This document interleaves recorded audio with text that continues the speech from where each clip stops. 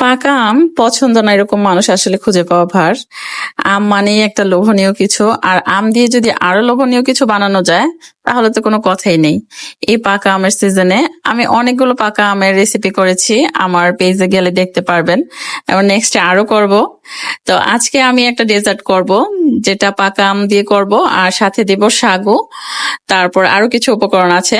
তো প্রথমে আমি সাগুদানাটাকে একটু ধুয়ে তারপর সিদ্ধ করে নিব। একটু হালকা লবণ দিয়েছিলাম সেদ্ধ করার সময়, এই যে এরকম হয়েছে। তারপর আমি একটা পাকা আমকে কেটে নিয়েছি, কেটে এখন এটাকে ব্লেন্ড করে নিব। আর ব্লেন্ড করার সময় আমি সাথে আরো কিছু উপকরণ দিয়ে দিব। তো আমি সম্পূর্ণ এখানে পুরো একটা আম ছিল, তো সম্পূর্ণ আমটা নিয়েছি ব্লেন্ডার জারে নিয়ে এখানে গুঁড়া দুধ নিয়ে নিব 3 চা চামচ। এখানে আপনি চাইলে লিকুইড দুধ ইউজ করতে পারেন, তবে দুধটা জাল দিয়ে খুব ঘন করে নিতে হবে, কারণ এটা বেশি লিকুইড হয়ে গেলে ভালো লাগবে না। তারপর এখানে চিনি দিয়ে দিলাম 2 চা চামচ।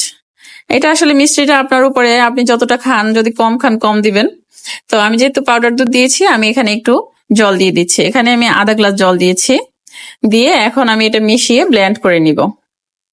তো লিকুইড দুধ দিলে অবশ্যই মনে রাখবেন যে এটা একটু ঘন করে নিতে হবে, একদম লিকুইড দেওয়া যাবে না, তাহলে এটা খাওয়ার সময় আসলে অত মানে একটা গ্রেভি টাইপের হবে, এই যে এরকম একটা গ্রেভি টাইপের হবে, এই থিকনেসটা থাকবে না বেশি লিকুইড হলে দুধটা।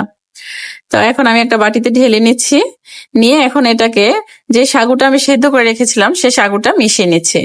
এটা আমি আসলে পুরোটা করিনি, আমার সাগু সেদ্ধ করা আরো ছিল, এটা আমি আবার পরে মানে বানানোর জন্য রেখে দিয়েছি, তো আমার পুরোটা লাগেনি। এখন আমি একটা বাটিতে এটা ভালো করে মিক্স করে নিচ্ছি। আর আপনি যদি সবটা একসাথে করতে চান তাহলে আমার একটু নিয়ে একটা বড় একটা জারের মধ্যে একটা হ্যান্ড উইচের সাহায্যে আপনি আলতো করে এটাকে মিশিয়ে নিতে পারেন। তো আমি এটার উপস্থিকে দিব, যার জন্য এই বাটিটাতেই আমি করেছি। তো তারপর উপর থেকে আম দিয়ে দিলাম, ভালো করে কিন্তু সাগুটা মিক্স করতে হবে, কারণ সাগুটা খুব আঠালো থাকে।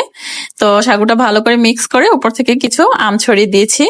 এখন সে মাত্র ঘুম থেকে উঠেছে, তাকে খেতে দিয়েছি আমি।